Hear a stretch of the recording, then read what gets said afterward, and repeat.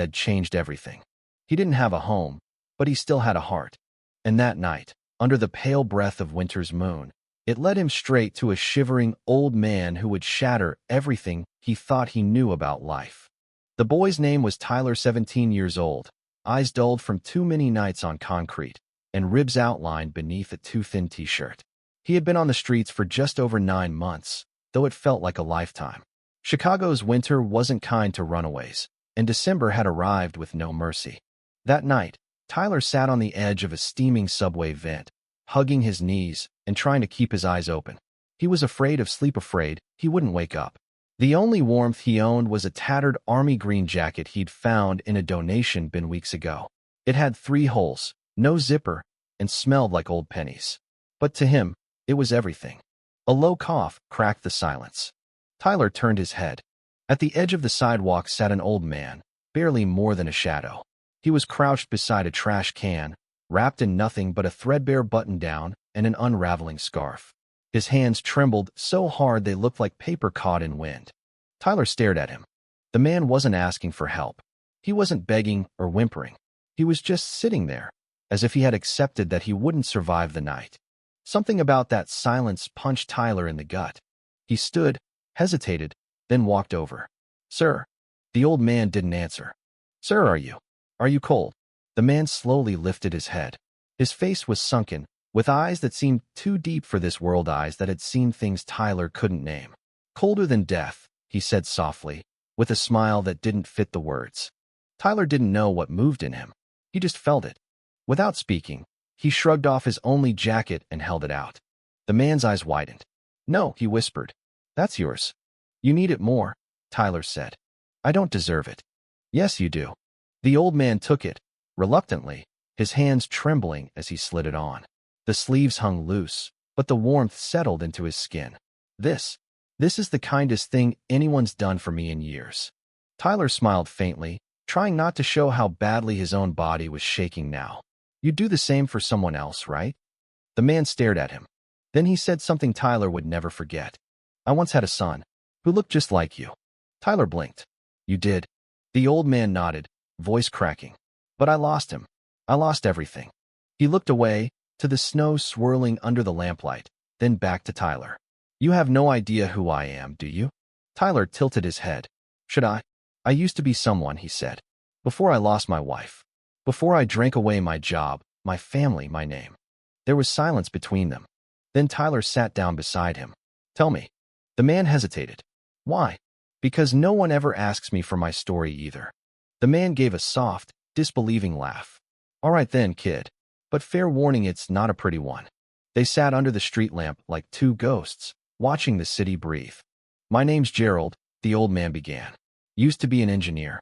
Had a good life. Suburbs. Wife named Clara. A little boy named Ben." He paused. His lips trembled. "One morning, Clara went to get groceries and never came back. Drunk driver. She was gone in an instant." Tyler said nothing, just listened. "I broke after that. Started drinking. Lost my job. My son was only 12. I thought I could keep it together for him. But I couldn't. He went to live with his aunt. I haven't seen him since." The silence that followed was heavy. Tyler finally asked, "What was Ben like?" Gerald's voice softened. "He was sunshine. He wanted to be a vet. Always picked up stray cats and named them after candy."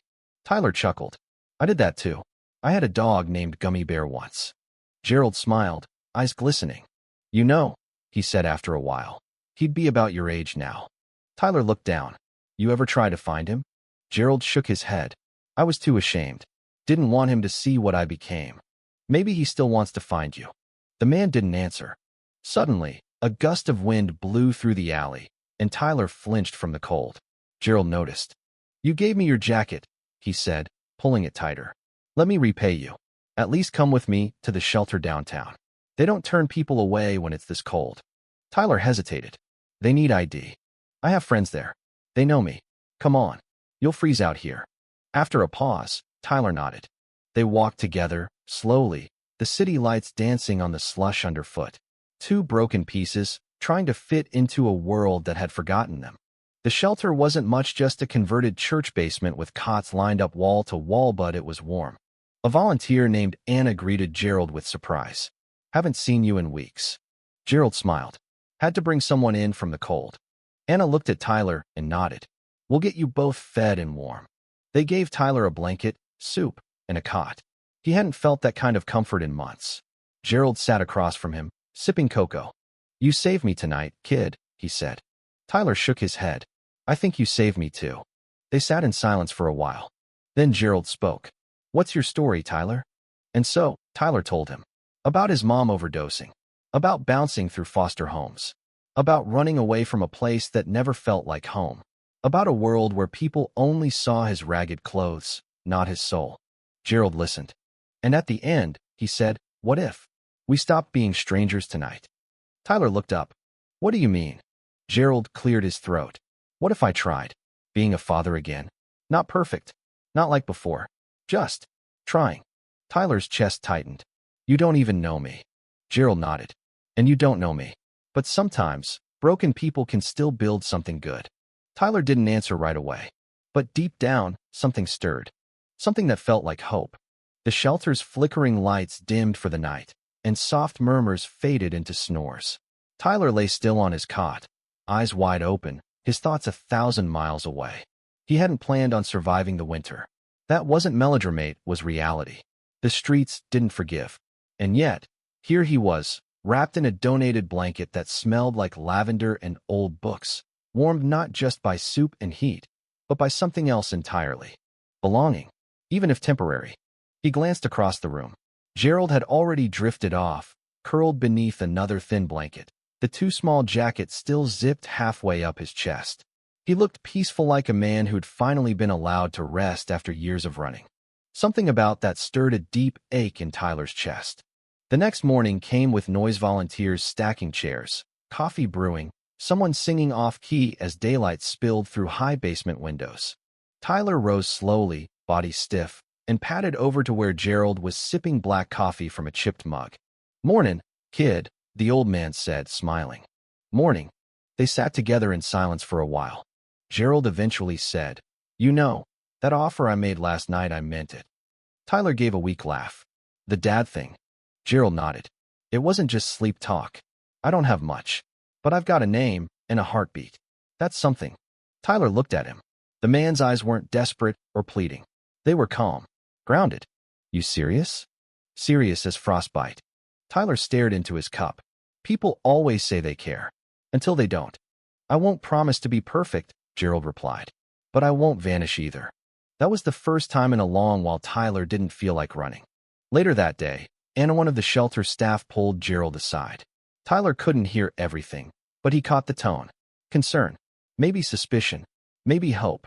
Gerald returned a moment later, clearing his throat. So, Anna thinks we should meet with a counselor. Talk options. What kind of options? Tyler asked warily. Well, you're still a minor. You can't legally stay with me, not without guardianship. But if we talk to social services, explain things, maybe there's a shot. Tyler's face fell. No, I'm not going back into the system. I'm not talking about foster care. I'm talking about something different. You and me, maybe working towards something real. Tyler stood up. No one ever follows through on things like that. Gerald didn't react. Then let me be the first. Tyler paused, his fists clenched by his sides. Part of him wanted to believe. But belief was expensive when you'd been burned before. Just talk to the counselor, Gerald said. You don't have to sign your life away. That afternoon, they sat in a small, stuffy office with a woman named Lorraine. Her eyes were kind, and she didn't judge Tyler for his dirt-stained jeans or hollow cheeks. She just listened. Gerald explained their story, how they met, the night on the street, the jacket, everything. Tyler watched her eyes widen. And you're willing, she asked Gerald, to take responsibility for this boy? I don't see him as a burden, Gerald said. I see him as a second chance. Tyler blinked at that. His throat tightened. Lorraine took a deep breath. Well, there are a lot of hoops, paperwork, background checks, and your housing situation is unconventional. But there might be something we can do. What does that mean? Tyler asked. It means, she said gently, if you're both committed, we'll try. The next few weeks passed like waking up from a long, cold sleep. Gerald and Tyler got assigned transitional housing through a program for elderly homeless veterans. Gerald qualified based on his military service in his 20s.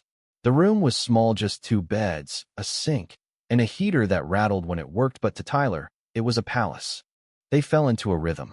Gerald cooked strange, mushy things, soup made from canned goods, rice with raisins, tuna on toast, but Tyler ate every bite. He hadn't had anyone care enough to cook for him in a long time. Tyler cleaned, took out the trash, learned to sew a button, and slowly, without even realizing it, he started smiling again. Some nights, they would just talk. Gerald would tell stories from his younger years, climbing water towers in college, almost proposing to the wrong girl, dropping his wedding ring in a sewer during a thunderstorm. Tyler told him about the alley cats behind his old foster home, how he used to draw comic books in secret, how he once stole a bag of marshmallows just to make a birthday cake for another runaway. Their stories stitched them together. And one evening, over a shared bag of discount popcorn, Gerald turned to him and said, "You know, you remind me more of Ben every day." Tyler froze. "You never tried to find him again?" "I looked once, right after rehab, but I didn't know where to start. His aunt moved, changed numbers. I figured he'd be better off not seeing what I'd become." Tyler stared at the popcorn. Maybe he deserved the truth. Gerald sighed. "Maybe you're right." That night, while Gerald slept, Tyler pulled out an old laptop Anna had loaned them and opened a search window. He typed in Benjamin R. Coleman. Age, about 21. Last seen, Illinois. It was a long shot, but it was a start. The next morning, Tyler showed Gerald a blurry social media profile photo. A young man with dark curly hair, working at a wildlife clinic. "Ben?" Gerald asked, voice cracking. "Maybe." They stared at the screen like it might explode. Tyler nudged him. "Reach out." "I can't." "Why not? What if he hates me?" "Then he tells you, and you live with it." "But if he doesn't? If he's been wondering all this time? You owe it to him." Gerald wiped his eyes. "You're right." So he sent a message. Just 4 words. "Is this Benjamin Coleman?" The reply came 2 hours later. "Yes." "Who is this?" Gerald stared at the screen for a long time before typing. "I'm your father." The typing bubbles flickered on and off for what felt like an eternity. Then finally, the message. "If this is some sick joke, stop now." Gerald's hands shook. "He doesn't believe me." Tyler leaned forward. "Then prove it." They sent photos. Old memories. A scan of Gerald's army badge Ben used to carry around. Bit by bit, the wall between them crumbled. Then Ben asked, "Why now?" Gerald didn't sugarcoat it. "Because I was dying on the street, and a boy gave me his only jacket, and that jacket saved my life. Now I'm trying to live again." There was no reply for a long time. Then finally, "Where are you?" 3 days later, they stood outside the shelter in the warm spring sun. Tyler tugged at the sleeves of a second-hand hoodie. A silver sedan pulled up. A tall young man stepped out. His eyes were the same stormy blue as Gerald's. He looked cautious, nervous, hopeful. "Dad." Gerald nodded, his lips trembling. "Ben." Ben stepped closer. And then, without another word, he hugged him. It wasn't a perfect hug. It was tight and awkward and trembling, but it held years of silence, sorrow, and forgiveness. Tyler stood back, unsure if he should watch or turn away. But Ben turned to him next. "You're Tyler?" "Yeah. My dad says." "You saved him." Tyler shrugged. "I just gave him a jacket." Ben shook his head. "You gave him more than that." And then, to Tyler's complete shock, Ben pulled him into the hug too. In that moment, Tyler felt something settle in his chest. Not just warmth but peace. He didn't have a last name that tied him to this man. He wasn't blood, but he was family now, in the ways that mattered. Ben stayed in town for a week, sleeping on a friend's couch and spending every free moment with Gerald. They went for walks around the lake. They sat in diners eating too much pie. They cried sometimes in silence, sometimes in long, trembling conversations about what had been lost and what still remained. Gerald apologized 1,000 times. Ben listened 1,000 more. And Tyler, caught in the middle of something that felt both sacred and terrifying, didn't know where he fit in. One evening, as the 3 of them sat at a park bench watching ducks skim across the surface of a pond, Tyler finally asked the question that had been clawing at his chest. "So, what happens to me when Ben goes back?" Gerald turned, surprised.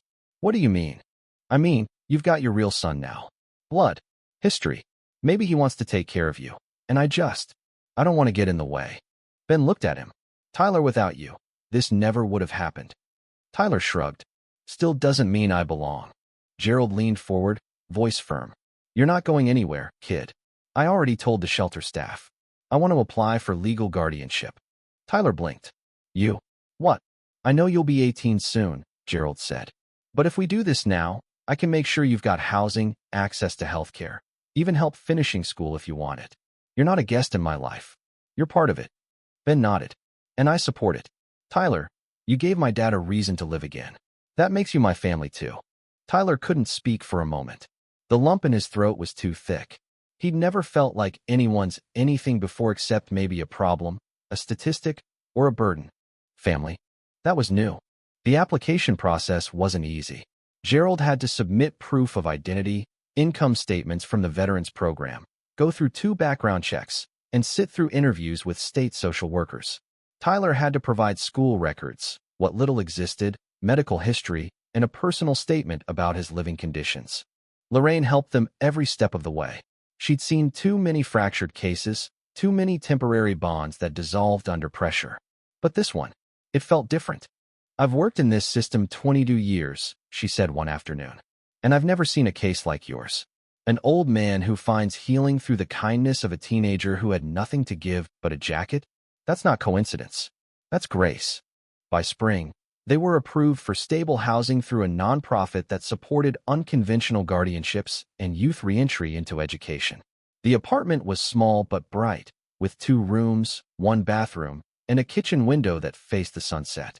On move-in day, Tyler stood in the middle of the space, holding a single duffel bag, overwhelmed by the quiet. Gerald walked in behind him and said, "You know what this place needs?" Tyler turned. "What?" "A microwave." Tyler burst out laughing. "That's your big idea?" Gerald grinned. "And maybe a plant. Something we can try not to kill together." "I can handle that," Tyler said. "I once kept a cactus alive for 2 years." "A cactus?" Gerald teased. "That's cheating." They both laughed. That night, they unpacked what little they owned and ate peanut butter sandwiches on the living room floor.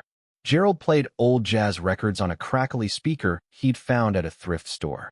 Tyler drew cartoons in a spiral notebook and taped them to the fridge with leftover masking tape. For the first time in years, it felt like home. The next chapter of Tyler's life began with a pen and paper. He enrolled in a local GED program, sponsored by a youth outreach organization. The first day, he stood outside the classroom for nearly 10 minutes, debating whether to walk in. He imagined all the faces inside, kids from better homes, people with neat haircuts and clean sneakers, people who hadn't slept on sidewalks or eaten out of dumpsters. But then he remembered Gerald's voice from that morning. "You've survived things most people couldn't even imagine. That makes you stronger than you think." So he opened the door. And he stayed. Week after week, Tyler poured himself into learning again. Math was rough. History was a little easier. Reading and writing, though, that was where he came alive. He started turning in essays that made his teachers cry. One piece titled "The Night I Gave Away My Warmth" was even submitted to a local youth writing contest. It won 2nd place. When he brought the certificate home, Gerald taped it above the microwave with pride. "Next time, 1st place," he said, beaming. "You're hard to impress," Tyler teased. "Nope," Gerald replied. "I'm just giving you a reason to reach further." In early summer, Ben returned to visit. This time, he brought someone with him, a young woman named Chloe, who worked at the wildlife rescue clinic. She was gentle, with bright eyes and quiet confidence. "Ben told me everything," she said to Tyler after dinner. "I think your story is the most beautiful thing I've ever heard." Tyler blushed. "It's just life." "No," she said. "It's what life can be, when people choose love over fear." That night, as the 4 of them sat around the kitchen table eating melted ice cream and playing an old card game Gerald barely remembered the rules to, Tyler looked around and realized wasn't surviving anymore. He was living, but not everything was easy. There were still hard days when the past came roaring back without warning. Tyler sometimes woke up in the middle of the night sweating, heart racing, unsure of where he was. There were moments in class when a certain smell or word would make his hands tremble. Triggers didn't disappear just because his zip code changed. One afternoon, after a rough session with his counselor, Tyler came home and slammed the door so hard the wall shook. Gerald came out of the kitchen, wiping his hands on a towel. "Talk to me." I don't want to, Tyler snapped. Then sit with me anyway. Tyler dropped to the couch, shaking. After a moment of silence, he said, sometimes I still feel like I'm waiting to lose this. Like, it's all temporary. Like I'm a visitor in someone else's life. Gerald nodded. I understand. Do you? Tyler asked, frustrated. I do, Gerald said softly. Every time I look at Ben, I wonder if he's still testing me. Still waiting for me to disappear again. Shame doesn't go away just because someone forgives you. Tyler stared at him. You think it ever will? He asked. I think. The only way it leaves is if we keep proving it wrong. One day at a time. Tyler leaned back, his breath trembling. I don't want to be afraid anymore. Then don't fight it alone. They sat together in silence, and this time, the quiet didn't feel heavy. It felt safe. By fall, Tyler had passed his GED exams with high marks. He received a full scholarship to a local community college through a youth scholarship fund that helped students with unstable housing backgrounds. He planned to study psychology. Why psychology? Chloe asked him at a family dinner.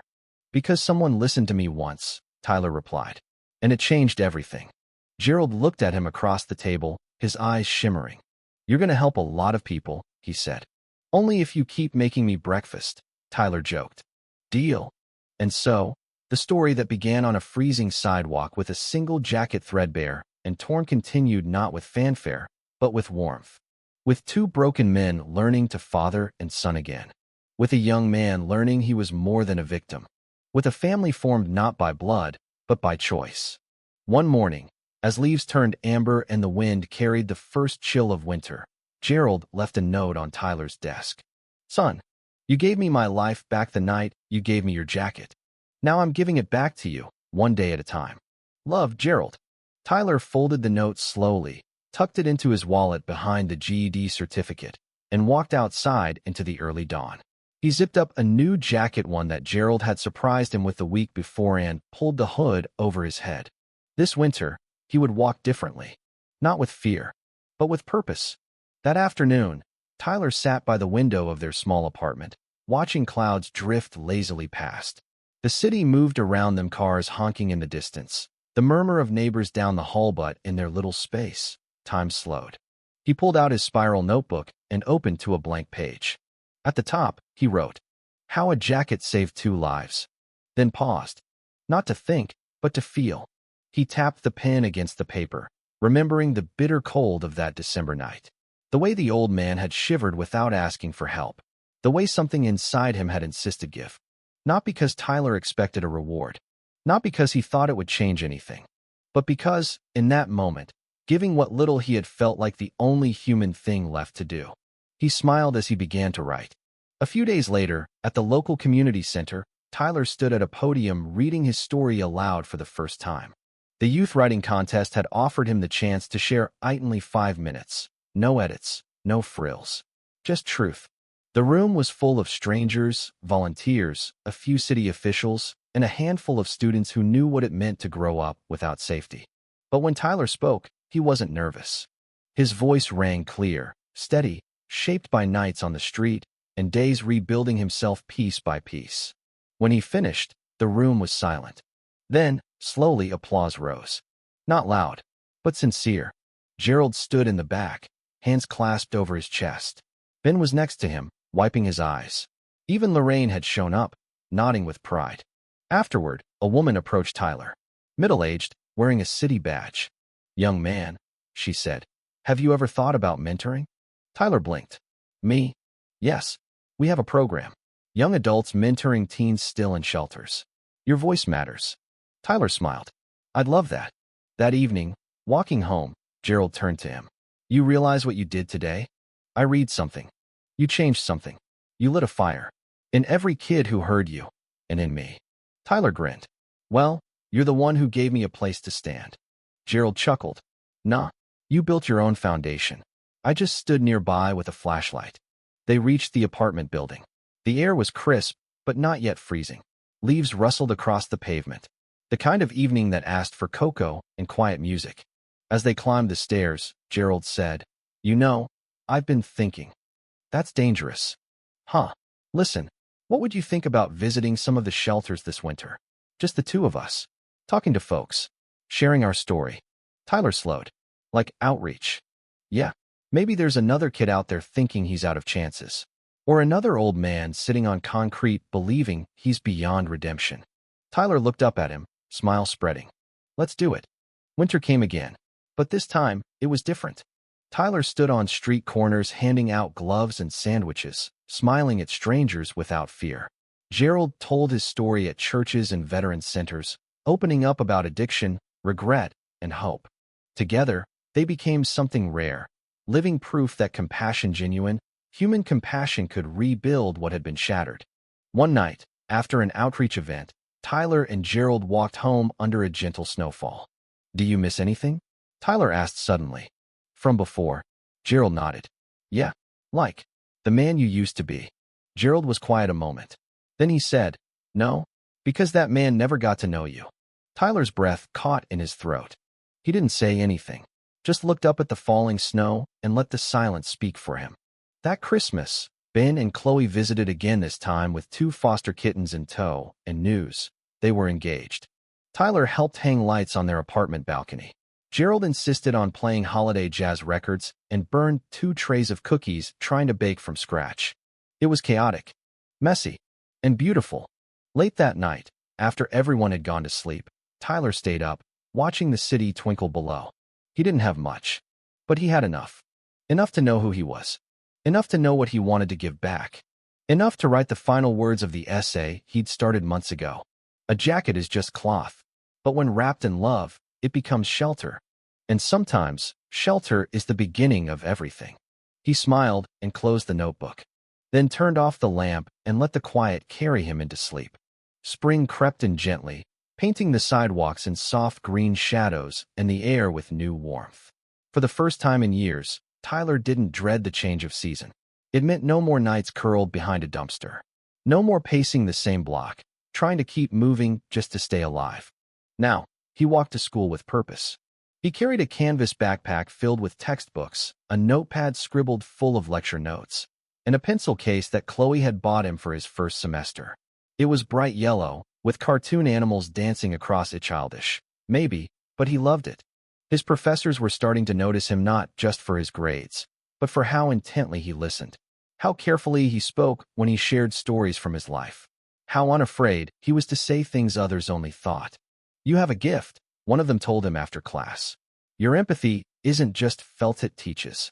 That night, Tyler told Gerald about it as they sat eating dinner, mac and cheese with peas stirred in, Gerald's favorite. You think I could ever be a counselor? Tyler asked. Gerald smiled. You already are. Tyler laughed. No license, no degree. No. Gerald cut in gently. But you already know how to listen. How to see pain without looking away. The rest? That's paperwork. What you have, that's soul. And Tyler realized he believed him. By summer, they'd been invited to speak at a youth shelter across town.